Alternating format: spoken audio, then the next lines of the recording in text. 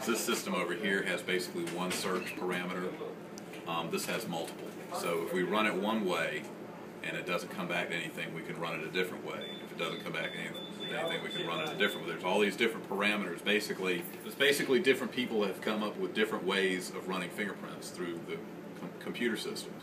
And what this has done is incorporated several of these different methods. So if one way doesn't work, we can run it another way. Another thing about the system now is, on the old system, when someone was arrested, a fingerprint card was generated on it. That was fingerprint. The first time pretty much they got arrested, that was a fingerprint card that was in the system. It didn't matter if it was a good one or a bad one. That was the one that was in the system.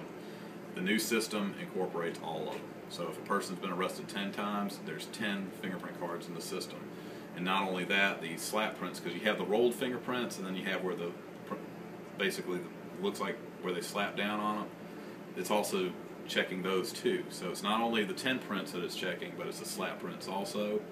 So if there's multiple fingerprint cards on somebody, it's checking all of those. So it greatly gives us a better chance of making an identification. There's other little nice things about it.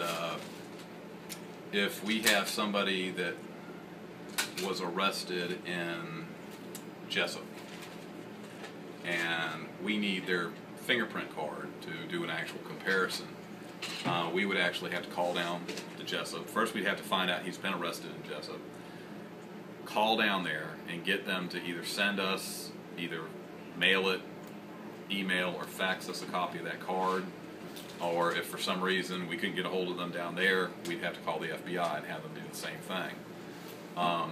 As long as it's in the state of Georgia, this is going to have a database with all the fingerprint cards on it. So all we actually have to do is type in the person's name and a few search parameters like a date of birth, and we can actually pull the fingerprint card up on the system and actually print it out.